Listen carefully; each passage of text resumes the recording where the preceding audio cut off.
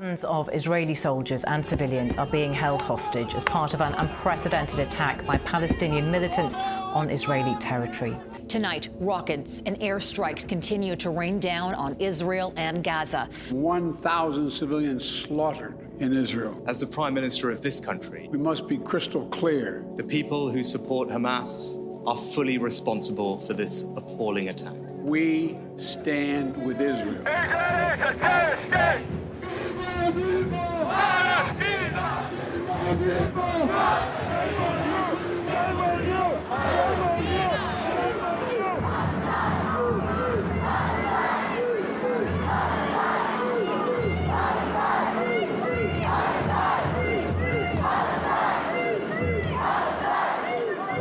Okay, buddy, so what brings you here today? I'm here because, frankly, when there is injustice in the world, it's my duty as a human being and as a Jew to speak out. I've seen atrocity piled upon atrocity in the name of bringing about a peace and stability that they never will bring about. I've seen graphic images of children and buildings being collapsed with headless children. I can show you right now on my phone. The state of Israel is a racist apartheid state. Benjamin Netanyahu is a monster, and Rishi, you can't hide. You've committed genocide.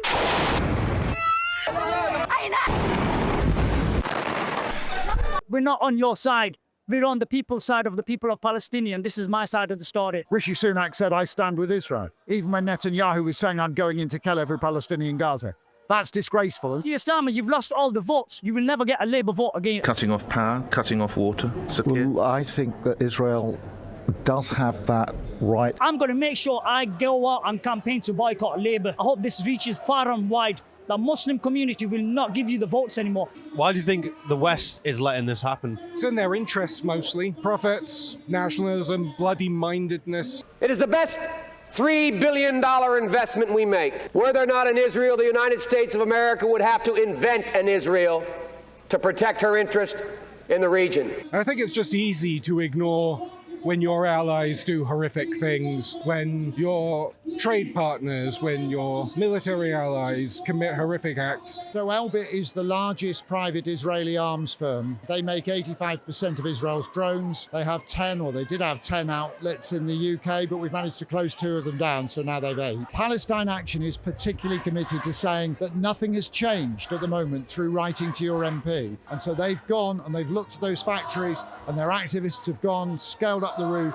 closed them down, blocked the entrance to them, and as a result of that, Elbit has suffered much more than in any other way.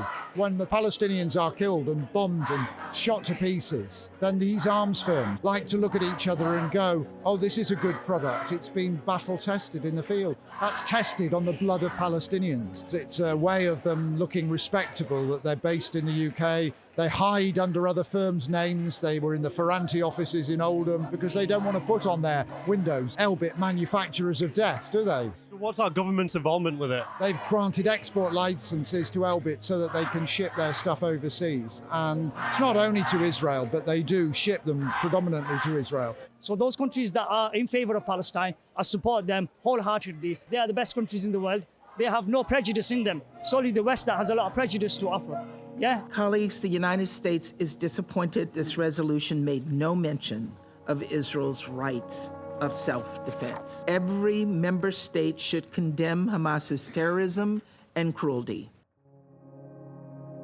Almost 1 year later, on Saturday, October 5th, 2024, Sanjay, Brad, Graeme and Johno was in London at a national demonstration led by the Palestine Solidarity Campaign to capture the voices and sentiments of those impacted. Yeah, so I'm Ben Jamal. I'm the director of the Palestine Solidarity Campaign. This is the largest organisation in Europe that is campaigning for the rights of the Palestinian people. And the reason that we're here, this is the 20th national march that we've organised since last October. Israel began what the world's highest court has accepted as a plausible case of genocide. I'm the descendant of Palestinians who were expelled from their homes in 1948. 750,000 Palestinians extended then. 1 year on, 40,000 dead in Gaza, many dead on the West Bank, including 16,000 children whose last vision of life was a concrete ceiling falling down on their heads. Well, I think we all know that the Middle East is on fire. Israel is attacking not only Gaza, but the West Bank. It's attacking Lebanon, attacking Syria, attacking Yemen, and looks like it may well do the same with Iran. Now, that is a regional war. Why is it escalating? Because the Israeli state has decided that it can take on all its enemies in one go. And it has the backing of Britain and America because they want to shift the balance of power away from Iran in the Middle East and towards their allies, most notably Israel, but not only Israel, also the Arab dictatorships. They want to secure the oil. They want to secure the routes to the Red Sea that are being disrupted by the Houthi military action. And they've always relied on Israel to do that. The scale of the massacre we're seeing in Gaza today is something really unprecedented. It's really something exceptional. We have 500 colleagues working in Gaza today. Every day, our Palestinian colleagues, there's nowhere safe for them. They're displaced, they're trying to work, and every day they're dealing with the wounded, they're dealing with people who are being killed, and it's just intolerable. Have you lost any team members? We've lost 6 members of the MSF team, so all Palestinians, so including our colleague Graeme, who was a member of the MSF UK board. She was killed in Khan Yunis in January, along with her entire family. And we all tried to search for her for weeks, and in the end we had to just come to the conclusion that the whole area had been bombed, and probably she was killed in either an airstrike or a missile or even bullets. We don't even know. I'm a former psychiatric nurse. Polio is a virus infection which is caused by poor public health conditions. It can creep in on the back of other infections. It is absolutely disgusting that they are bombing hospitals, shooting up ambulances, destroying clean water purification plants, sewage systems, and anything else which we would take for granted in this country as part and parcel of our public health system. The spirit of journalism, I have always thought, is to afflict the comfortable and comfort the afflicted. And in order to do that, that involves people, going to very dangerous parts of the world. Journalists who are trying to hold power to account, and sometimes they give the ultimate sacrifice. Shireen was one of the main journalists killed in Palestine back in about 20 something. You've got Wahil's son there that got killed in a car explosion with his friend Hamza there. This was a friend of Motaz's, and then obviously you've got the kids that have been killed as well, and the doctor who wouldn't leave who was told to leave his surgery. There's a voice recording of him saying he will not leave his patients, and he stayed and he got martyred. In July of this year, there was a headline, and it referred to the mauling of a Palestinian man, about 24, 26 years old, Mohammed Baha, and he had Down syndrome and autism, and he was mauled to death in raids by the IDF that they use these aggressive dogs. And the BBC was forced to change their headline because the original story that they reported made it seem as if this man had just died passively, as if he just died by accident, when in reality it had been an active, systematic approach to using these dogs to raid Palestinian houses and villages. So with public pressure, the BBC was forced to change the headline. But how many people had seen that headline before it got changed? Just click on another news channel that's not over here, and it'll just open up your eyes straight away, and that's not even me being biased. I watched the documentary that Al Jazeera did on Hamas, and I thought it was going to be one-sided. I thought maybe they're going to show Hamas as these heroes, but no, they showed them. They showed the nitty-gritty of October the 7th. They showed what it was.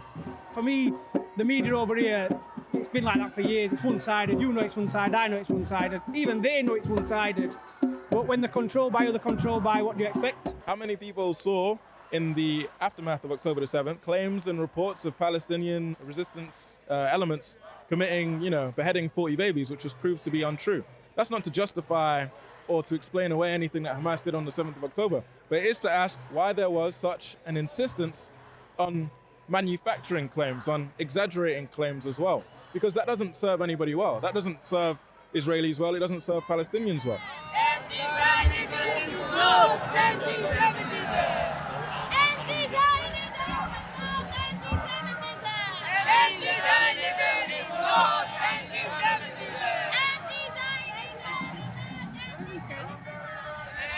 What brings you down here today?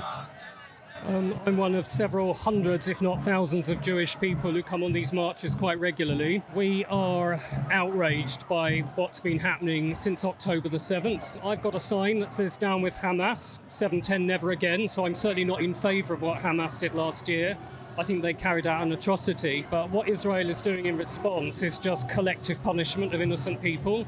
Those British Jews who don't like the collective punishment, we've got a spectrum of opinion about what we think about Israel, the legitimacy of the state of Israel. But the thing we've all got in common is we want a ceasefire, we want an end to the war, and we want a freeing of the Israeli hostages. We're here because we want the genocide to end, because we want the rights of the Palestinian people respected, but we're now seeing consequences that are threatening regional, and I don't think it's an exaggeration to say are threatening world peace. When Russia illegally invaded and occupied the Ukraine, that was a violation of international law, and that's what our government cited in justifying sanctions. Our governments don't take action. They continue to offer Israel political, military support, continue to arm it, continue to do normal trade with it. That's hypocritical, and the message that it gives at the moment to the people of Palestine and Lebanon is your lives don't count. Your lives don't matter. These people clearly have lost the ability to think through what it means to be representative of the people that elected them. But that's not a surprise. The government in this country treats the ordinary people of this country as second-class citizens, so it's not very surprising that they support a state which treats Palestinians as second-class citizens. The lives of children and other people in Gaza is dismissed, it's trivialised. And yet when there was a bombing when nobody was injured in Israel, Keir Starmer rushed to the microphone at Downing Street to say he condemned it, it was a violation of international law, and he stood with Israel, and Israel has a right to defend itself. But the reality is no state in the world has a right to defend a system of apartheid and the enactment of a genocide. It's the people who are subject to those systems of oppression who have a right to defend themselves and a right to be defended. Keir Starmer was a human rights lawyer. So we understand, and that is a very black joke, isn't it? Yeah, I mean, he knows on what side justice lies. There are two fundamental dynamics going on with Keir Starmer. The one is a decision that puts him in line with virtually every British Prime Minister, that the key thing in conducting foreign policy is to look at what the US President wants you to do. Keir Starmer is being persuaded by those who want to conflate support for Palestinian rights with anti-Semitism, that the way to show that you're not anti-Semitic is to show wholehearted support for Israel, regardless of its actions, regardless of how many people it massacres, regardless of how many countries it attacks and invades. I am very much aware that what is being done to Palestinian children, and in particular those in the Gaza Strip, is going to leave those children not only physically traumatised, but also psychologically traumatised, probably for the rest of their lives. Well, look, there are images and sights and sounds that we've all seen across our screens. We will not forget and should not forget the body of 7-year-old Cedra that was blown out of her home with such force that it was left hanging from a wall in Rafah like a piece of meat. Could you describe to us what the Lancet report is? Well, that's an estimate of the number of people that have lost their lives here. It's far greater than the official figures being given even by the Gaza Health Authority. I think 189,000. What do we want to say here? That 40,000 would be okay and 189,000 wouldn't be okay? And everybody's response to that should be, that could be my sister, that could be my daughter. And we should say, what is our responsibility to contribute to ending this? If it's not worth standing up against that sort of thing, then it's not worth standing up against anything else.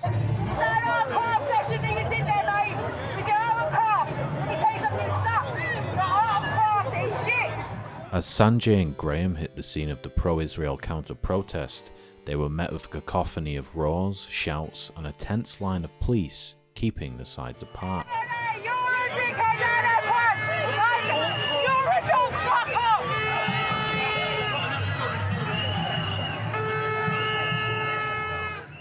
While Graeme and Sanjay settled into speaking on the front of the barricade, Johno and Brad, having just arrived, crossed to the other side of the barricade to speak to the pro-Israel supporters.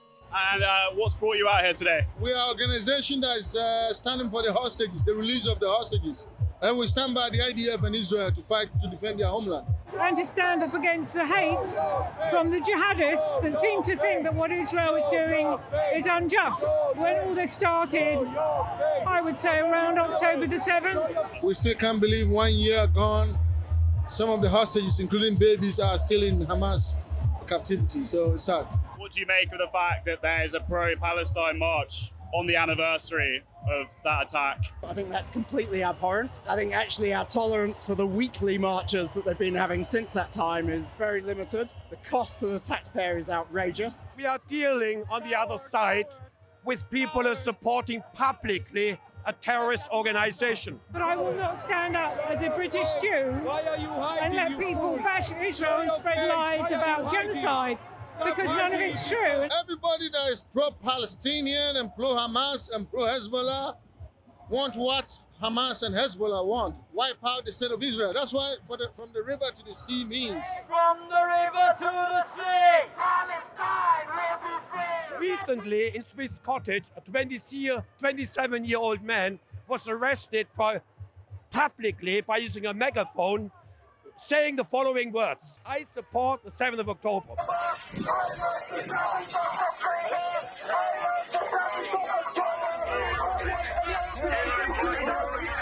We all know what H words mean. Hamas, Hezbollah and Houthi, terrorist organizations. Sorry for shouting because I can't otherwise communicate. I mean, the images we saw from October 7th, they should have triggered the same reaction in all of us, but they did not.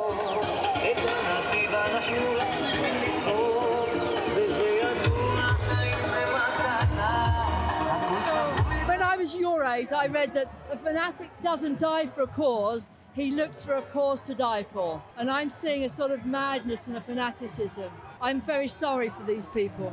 Now, after 12 months, I honestly think that unfortunately, a section of this is because of anti-Semitism. They're against British values. Look, get on camera, mate. This is the streets of London right now. Look, there you go. This is supposed to be a peaceful demonstration. They're supposed to be peaceful people. They're not peaceful. They're here to incite terrorism, radicalism. They will take you! They will take you! We won't let them, but they will take you! Bring them home! Bring them home! Bring them home! The main issue preventing a ceasefire is that they refuse to return the hostages. There's 101 hostages in Gaza. They haven't been seen by anyone from the Red Cross. We don't know what their status is. We know that Hamas are brutal rapists. They're murderers, they're kidnappers. They're saying they want a ceasefire, return the hostages. By coming out on this weekend over and above all, they're suggesting that they completely support what happened on October 7th. I've had 3 people make that death sign to us. Guy, just now. Sorry, ma'am. We have 2-tier policing in the UK, which is evident.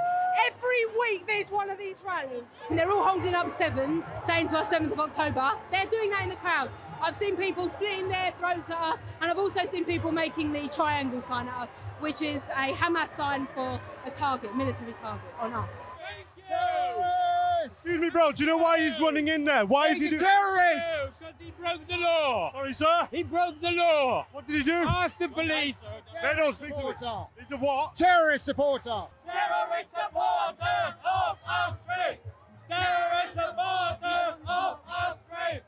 Terrorist supporters of our streets. Terrorist supporters of our streets. Are you a Zionist? I am a Zionist. I'm a proud Zionist. Can you explain to me what Zionism means? In all over, including my own country, we had pogroms happening. That is the reason why the people of Israel with the Zionist movement, they wanted to have back a country where they can feel safe. That is the background of Zionism. People here, they use Zionism as a synonym for terrorism. They've got no idea. Zionism is an evil political doctrine. It is not a race, it is not a religion, and is not representative of Jewish people in general. I'll put it like this. Judaism is a religion which has existed for around 3,000 years. Like Christianity, like Islam, all of which have at their very core the principle of respect for each other, as we do. None of those core religions talk about invasion, about occupation, and about killing other people. Zionism is a belief that Jews should have a homeland. The current form that takes is that homeland should be in Palestine, but I fear to say that the form that Zionism takes today means that Israel can only exist at the expense of Palestinians. I believe in the Jewish people's right to self-determination in their homeland. This is their ancestral homeland. It's always been the place the Jews are from.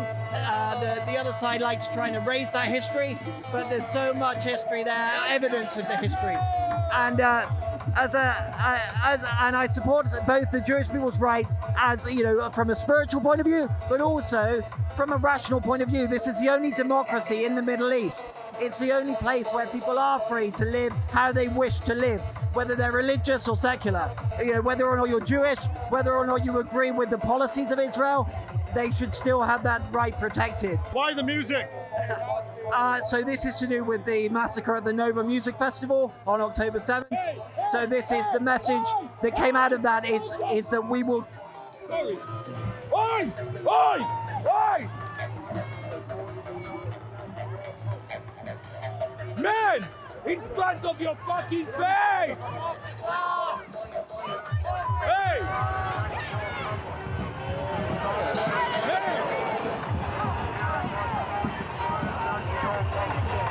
Sorry, as you were saying, why the music? So after the massacre at the Nova Music Festival on October 7th, the message that came out of that was we will dance again. The message is that we won't be defeated by this, and we will go on and celebrate. So the music is the uplifting side of it. Even though there's been great tragedy, the Jewish people will rise again. Look, we're a tiny community. Thankfully, we have many allies, some of whom are with us here today. I'm German, so I've got a special feeling for the people of Israel. They've gone through this nightmare already before. The Tehran-led Axis of Resistance, which includes Hamas, which really is more like a Nazi organization. Its roots were in the Muslim Brotherhood in the 1930s that collaborated very closely with Hitler. Al-Husseini, who was the perpetrator of pogroms in Palestine in 1920 and 1929, in Baghdad in 1941, lived in Germany during World War II and collaborated with Hitler. Hamas and this current, they want to complete the final solution. A defeat for Israel in what's going on today would be a disaster, but it would also be a disaster for the Palestinian people who have their own national rights. They would get this awful instrument, Hamas, off their backs. They have contempt for women in Palestine. They have contempt for gay people in Palestine. People chant "Free Palestine." It would have to be free of Hamas. In the Middle East, everyone is celebrating what Israel is doing and taking out all the nutters, and the liberal lefties and ignorant people in the West are crying. Israel is going to be taking out the world's garbage. And I'm not intimidated by jihadist haters in London, but I won't stand and be quiet. I'm sure there's plenty peaceful Muslims, but you don't see many of them these days. Do you have sympathy for the Palestinian side at all? Look, I'm a doctor. Okay, my heart breaks every time I see images, especially with children. Do you think that Israel is to blame for any of what's happened? For example, I'm just trying to be a bit fair. Yeah, absolutely. For example, Israeli settlements in the West Bank. I mean, what do you think about that? Look, it has been Judea and Samaria for years. It's a Jewish man going back home to his ancestral homeland.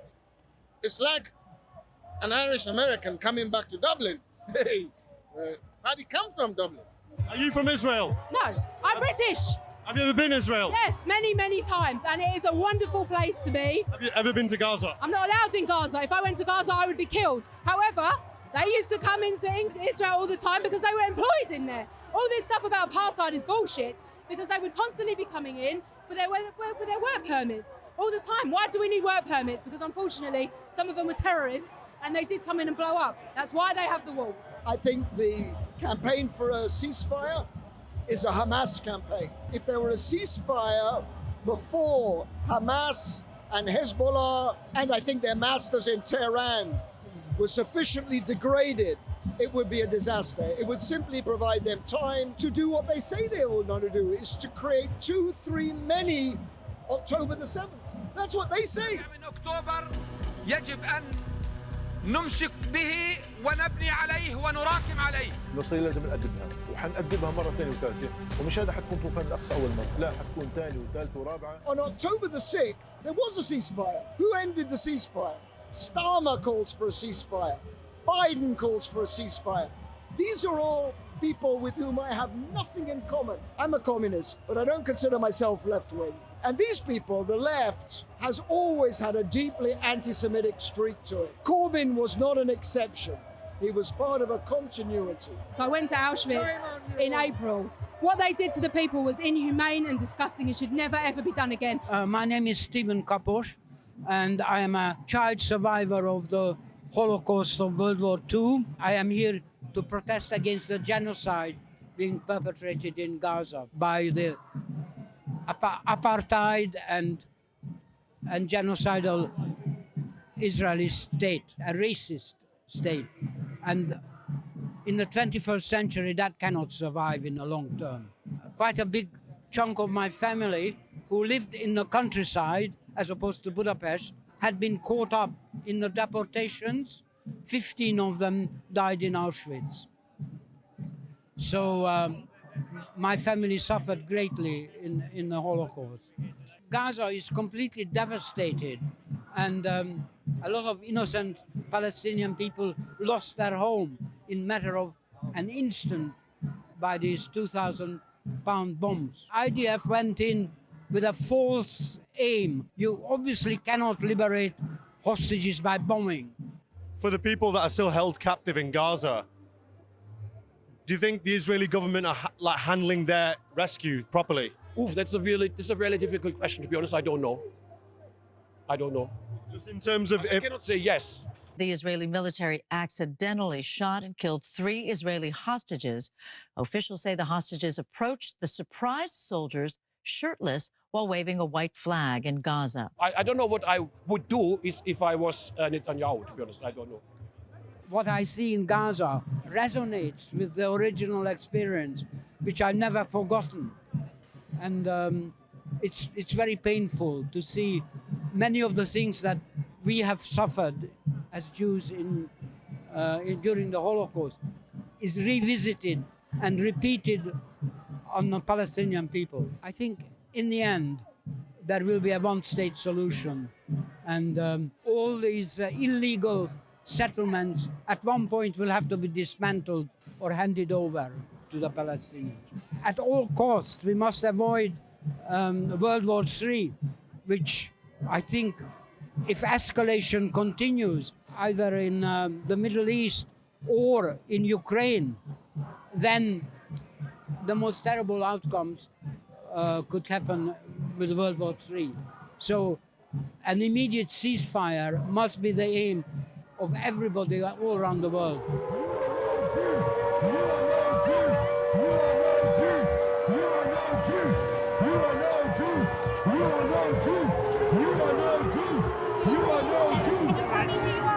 Palestinians are good humpers. Palestinians are good humpers.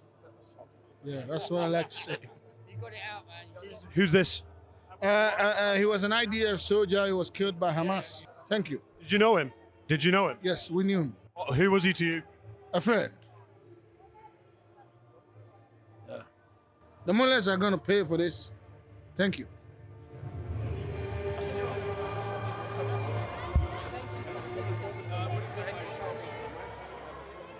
The following day, on October 6, 2024, a pro-Israel demonstration took place in central Manchester. Sanjay and Tony arrive on the scene in St. Peter's Square. My name's Rafi Bloom. I'm the co-chair of Northwest Friends of Israel, who've organised this event today. In exactly 24 hours, 365 days since the hostages were kidnapped and kept in the terror tunnels. And we hold these vigils, we hold the placards of every single one of them, even the murdered ones, because until they're brought home, their bodies are there. We're here to pay tribute to the brave soldiers of the IDF who are fighting now on 2 fronts to defend Israel from terrorist organisations funded by Iran. And the Jewish community in the UK since October the 7th last year has faced an unprecedented onslaught of Jew hatred by people who want to support the actions of Hamas and Hezbollah. For example, over to Leeds University, where I know students were threatened, the rabbi there was threatened violently. Well, never again is now. You know, the Jews experienced a genocide in the Second World War. We know what a genocide is. What's going on in Gaza is not a genocide. How do you feel about people like Jeremy Corbyn?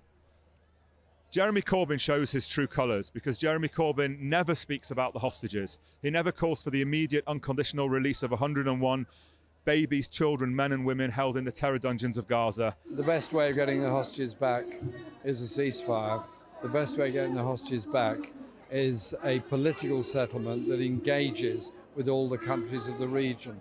He never criticises the actions of Hezbollah. He said, "It will be my pleasure and my honour to host an event in Parliament where our friends from Hezbollah will be speaking. I've also invited friends from Hamas to come and speak as well. Withdraw that they're your friends." I've made it very clear Labour is an anti-racist party and there is no place for anti-Semitism within it. And so Jeremy Corbyn really has no moral agency in this argument because we know where his loyalties lie with the terrorists of Hamas and Hezbollah, who he has called his friends. People I talk to, I use it in a collective way, saying our friends we're prepared to talk to. Does it mean I agree with Hamas and what it does? No. Does it mean I agree with Hezbollah and what they do? No. What it means is that I think to bring about a peace process, you have to talk to people with whom you may profoundly disagree. My friend Ofer Kassim is a member of the Knesset. He has now been suspended from Knesset because of his opposition to Israeli policy in Palestine. We had here today Stephen Capo, survivor of the Holocaust, and his family, many of whom perished in Auschwitz. There is a big Jewish bloc on this march as well.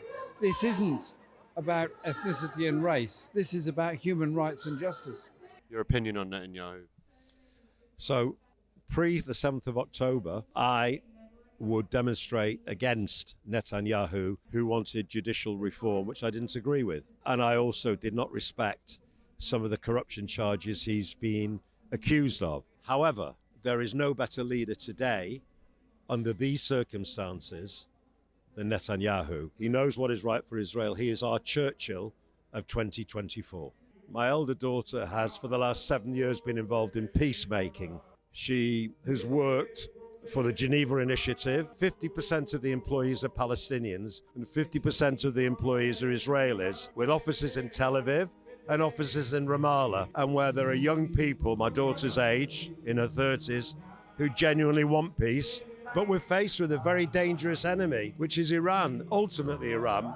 One general says openly the Islamic regime could kill all the Jews of Israel. That land is a small land. It's not even as big as one of Iran's small provinces. If we will, we can obliterate all the Zionists. Islamic regime is not representative of Iranian people. Islamic regime are killing our people as well, like what they do with yours. Women, men in the prisons, they are suffering, they are torturing, they are dying just because they want to have freedom. Okay, so I've got family in Israel and my sister in Israel, and her boss's son was an unnamed hostage. He was taken October the 7th. The family found eventually there was video footage of their son being killed and his body being taken hostage to Gaza. So his body's been there 12 months tomorrow, along with 4 friends of his. So I've got friends on the Kibbutz Alamin. They were very lucky that some of the young lads had just finished their army training, and they heard that the bombs weren't stopping unusually. They usually stop after a few hours, and they went outside and heard motorbikes, and they realized that there shouldn't be motorbikes on a religious kibbutz on the Saturday, so they alerted security, who managed to keep Hamas away. But all the Thai workers were taken, 4 were taken, and the rest were murdered, along with a couple of kibbutz workers that were looking after the cows. And then my friend's husband later on went to rebuild the cow shed and clean up where the Thai workers had been murdered, and he suffered a massive heart attack and died, but all because of the trauma of that day, October the 7th. My name is Adam Ma'anit. I'm British Israeli. I live in Brighton, but my cousin Tahi, who's the same age as me, he lives in Nahal Oz, near the Gaza border. On October 7th, the terrorists gained entry to Nahal Oz. They took Tomer, a 17-year-old boy, at gunpoint and went house to house searching for any people hiding. My family were hiding in the bomb shelter. Bomb shelters in Nahal Oz, anywhere in that region, are designed for rockets and not designed for intrusion. So when the terrorists came door to door, they heard Tomer's voice. They knew that he was being coerced. They ignored the Tomer's call, saying that they should come out. They stayed hiding. The terrorists shot through the door after getting frustrated. My cousin Tzachi and his firstborn daughter, Mayan, who had just turned 18. The balloons from her birthday party were still up in the house. They were both barricading the door to protect the family. The terrorists shot through the door. They shot Mayan in the head, and she died instantly. Tzachi at first didn't know who got hit. He shouts out who gets hit. He looks down. He sees his firstborn bleeding out onto the floor. His wife and his other two kids. He has another third who was in Tel Aviv at the time, but two of his smallest kids, Yael and Shachar, were 12 and 9, were with him. The terrorists they took them all out to the sitting room. They forced Gali, Mayan's mother, Tzachi's wife, to unlock her phone so they could live stream it onto her Facebook. And that's how most of my family found out what happened. They live streamed the horror of my family. The clip from that live stream became viral on social media. It became one of the early video clips that was circulating around the internet. The two children, Yael and Shachar, were talking to the terrorists in English because the terrorists were trying to shut them up. And Yael bravely talks to the terrorists in English, explaining that they can't shut up because you just killed their sister. And the terrorists respond to her in English, "She's with your God now." Live to God. What?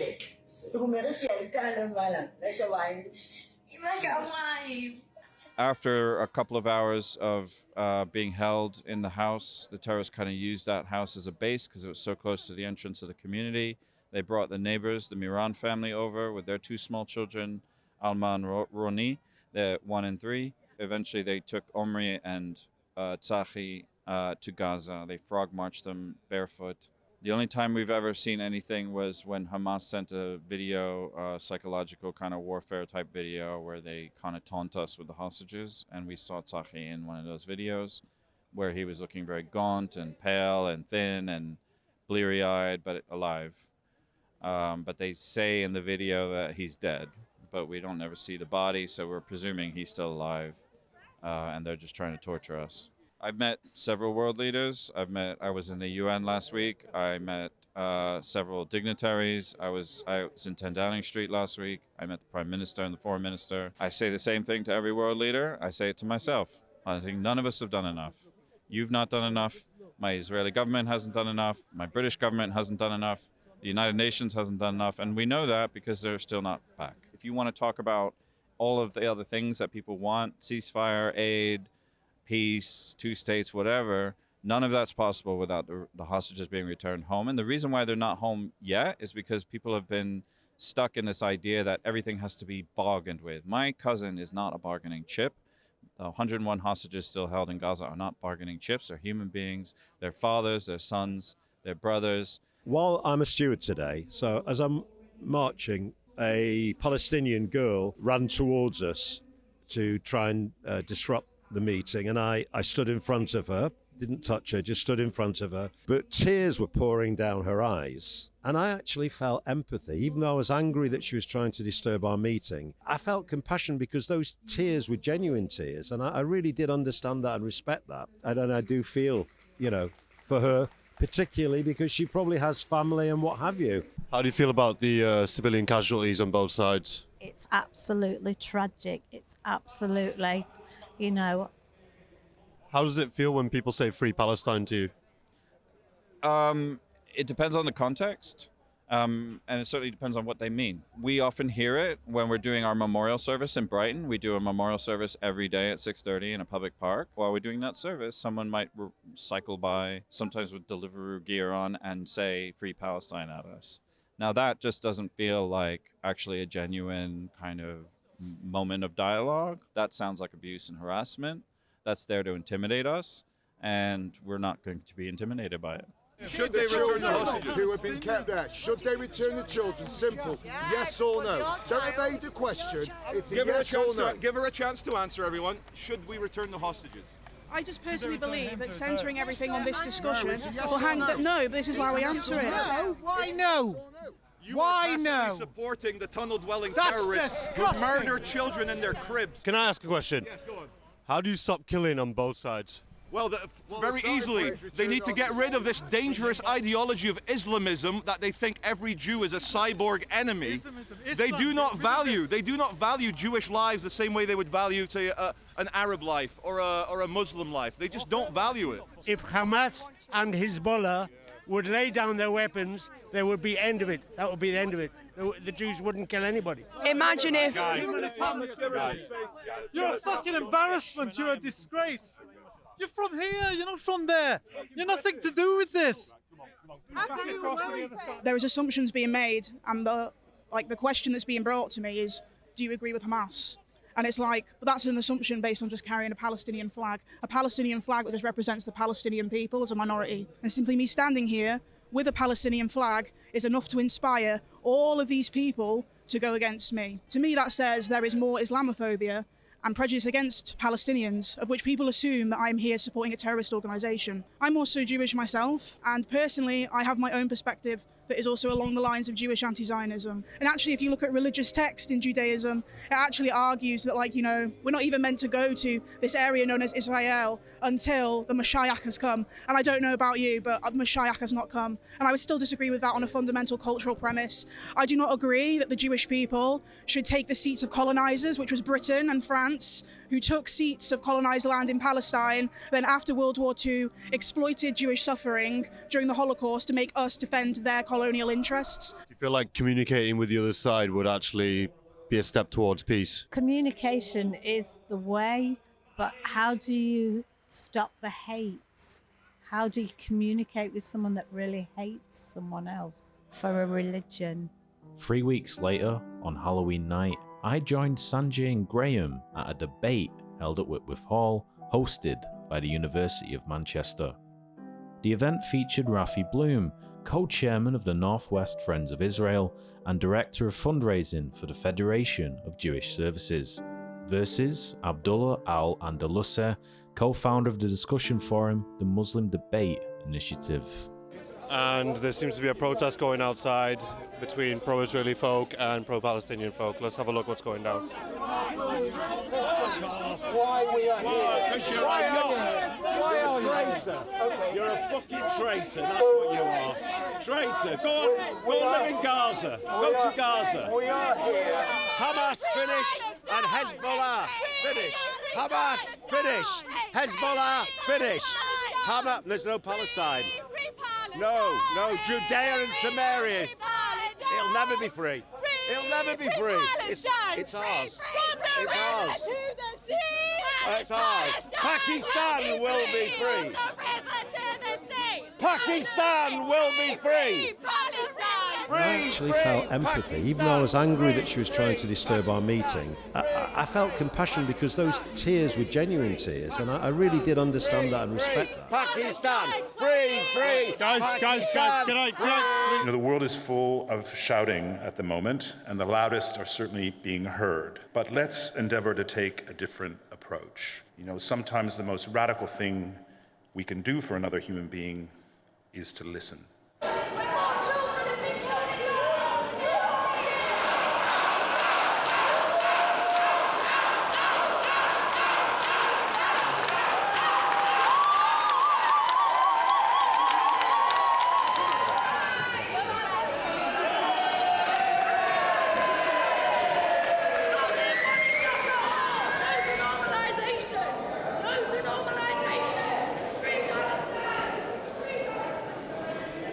When people criticize Zionists, they mean Jews, and you're talking anti-Semitism. Who said this? It wasn't Herzl, it wasn't the chief rabbi, it wasn't Ben-Gurion, it was Martin Luther King Jr. in 1968.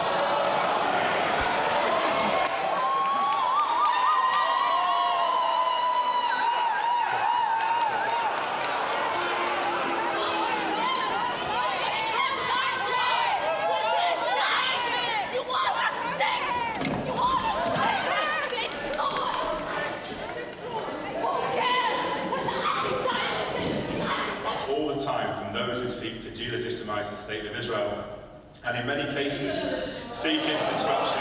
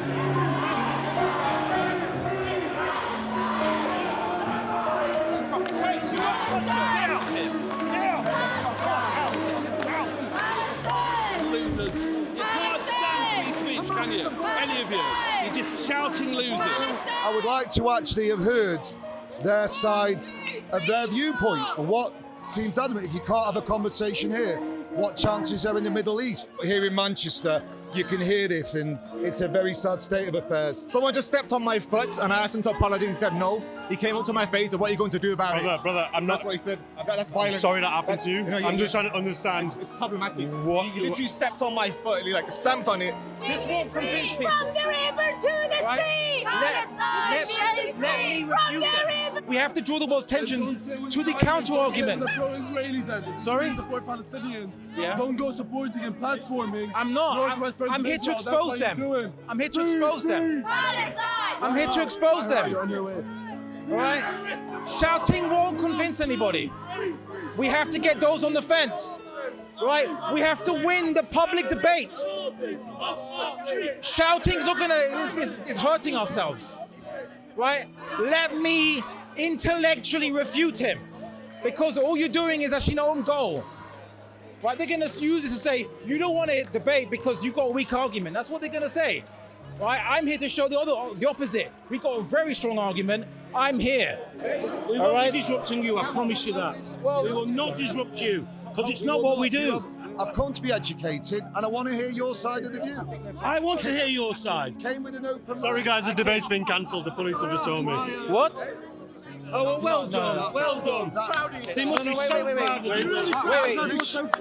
Can you off the stage? Our objective as a university is to enable the event to proceed. The debate continued without interruptions as both sides presented their arguments for over 2 hours, delving into complex historical perspectives and differing national narratives. And the connection between the Jewish people and the land of Israel goes back way before Christianity and Islam. And explain to me why Israel is in south of Beersheba. Historically, there's never been a Jewish state south of Beersheba. However, despite the in-depth discussion, a clear path to resolution remained elusive. As a result of this, we gathered Rafi and Abdullah after the debate to ponder a question. The question is, does my bigger kippah make me more Jewish? Let me just get straight to the question, yeah? Okay? Right, so it's your beard. A good friend of mine said to me that the first casualty in war is the truth. Now, we've seen the loss of countless lives, heartbreak, and devastation on both sides. Setting aside our arguments, what are the practical steps to be taken from today so we begin to move forward towards a genuine and lasting peace between Israel and Palestine, beyond blame and divisions? The first stage is the immediate release of the 101 hostages still held in the terror dungeons of Gaza by Hamas. The second stage is that Hamas does not rule the Gaza Strip anymore. And then there needs to be a Palestinian partner for peace who acknowledges the right of Israel to exist as a nation state of the Jewish people that Israel can negotiate with. And we can have two states living side by side in peace and security. The offers that have been made for decades that have been rejected. As I said before, the Palestinians have only ever dealt in absolutism. It's either all or nothing for them. Sometimes when you want all or nothing, you get nothing, but the Israelis absolutely want peace. My mother lives in Jerusalem, my sister lives in Tiberias. They want to live in peace. They live alongside Arab Israelis who have equal rights. And I want to see two states living side by side in peace and security. And as part of that framework, there would be negotiations on land swaps, there would be negotiations on compensation for some refugees. There was always an offer of limited right of return, but not wholesale right of return, especially not for fifth-generation Palestinians who cannot be classified as refugees. They won't be classified as refugees anywhere else in the world. But as I said, I believe in two states living side by side. The Palestinians absolutely have a right to have a state of their own on the land that we call the Holy Land, as do the Jews, living side by side in peace and security. I cannot say more than that. I would say that we should be consistent. If a fifth-generation Palestinian has no right to return because they're fifth generation, then a 20 or 30-generation Ashkenazi European Jew then also has no right of return equally, or more so, because they're far more disconnected. They're not refugees anymore, by your argument. I would say that, yeah, we need to release hostages, 3,000 to 5,000 held under no charge, under administrative detention in the West Bank, which Israel has the ability to do. They need to be released. And that's what's been demanded by Palestinians for many years. So bring them home. Second, we need to get rid of the government that is opposing a two-state solution. You know what I'm talking about, the Likud government, who Benjamin Netanyahu boasted himself that he successfully has subverted a Palestinian state and has no desire to see one, nor his party. That's their official line. So they no longer need to be in power as well, then, if using that logic. Whether it's a two-state solution with a viable and 100% autonomous, independent and self-determining Palestinian state, or a one state that embraces all of Palestine, where everyone has equal rights and protections and what have you, we need to be consistent and apply it to everyone equally and fair. Thank you so much for your time today, guys. Thank you.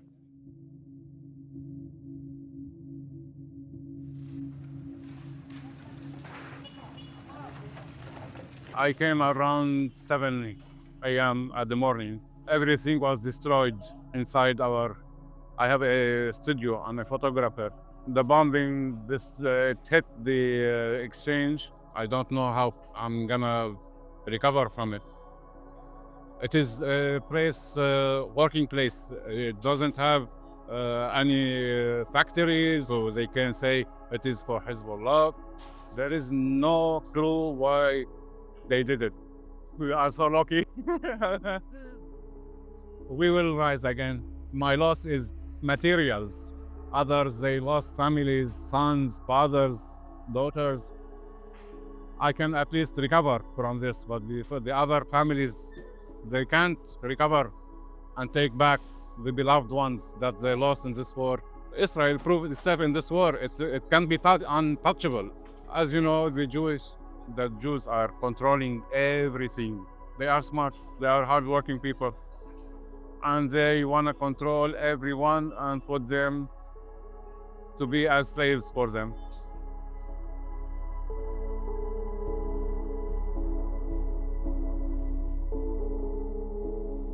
Could you please introduce yourself? What do you do? And what are you doing for your current campaign? Well, I'm Mike Reed. I'm from Amnesty International. I'm a volunteer, have been for 50 years and more. Currently, we are working on a campaign about Israel, and particularly Amnesty's report, which came out 2 years ago, on Israel's apartheid against the Palestinians. Palestinians are second-class citizens. It is a system of apartheid. They are treated differently. You know, simple things like trying to build a home. You apply for a permit as a Palestinian in the West Bank, it's almost impossible to get a permit to build a home. So people go ahead and build them. The authorities come along and demolish it because it's an illegal building. Separate roads in many parts of the West Bank. Deprivation, terrible deprivation. Gaza was one of the most impoverished places on the planet even before this recent war. I worked in the water industry. If we got one person in this region didn't have safe water, there was hell to play.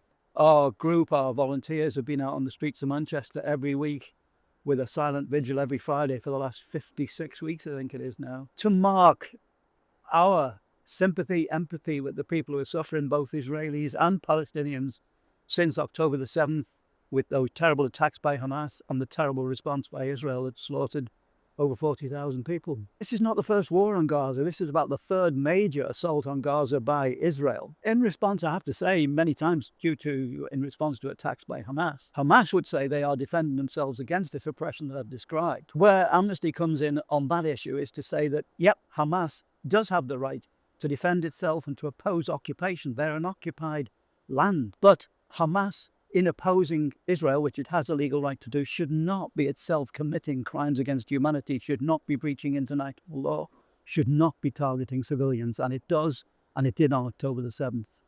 And it killed, I don't know, over 1,000 and took hostages several hundred. Both are breaches of international law. The scale of the crimes against humanity have just multiplied since October the 7th on the assaults on Gaza. The real focus has to be, look at what the International Criminal Court is saying. Look at what the United Nations is saying. Get away from the heat of the argument and look at what these judicial bodies are saying. Respect what they say. Uphold international law. And you know what the worst of it is? If we don't, it doesn't just affect Israel. I think it affects all of us, the whole world. Because look back. After the Second World War, what happened? The world came together and said, never again. And it made certain declarations like the Universal Declaration of Human Rights and many other conventions that followed. And it's like these are being just torn apart and completely ignored. That is so dangerous for the world we live in. They are the foundation of the world order that keeps peace and justice for humanity. We cannot allow those to be ignored. How do you feel about the 3 arrest warrants that have just been announced by the ICC? Everybody should respect it. These are the courts we set up to establish an international order that would bring us peace and justice. And therefore, I have total respect for the decisions of the International Criminal Court. So I believe we have to abide by their word. An international law and respect for human beings has to be at the root of any solution. We should all be pressuring our governments to drive for that standard and for that outcome. We have to be tough on Hamas, there's no doubt, but we have to get tougher with Israel. Israel is an ally. Israel is a long-standing ally. That makes it difficult from a political perspective for our government. But they must always stand by the principles they've laid out themselves. Israel's got to change substantially if it's going to solve this problem and achieve the security it wants. And if it doesn't, these problems will not go away. Is there any message you have for the world before I leave? Peace can only be founded on justice. Justice is founded in human rights.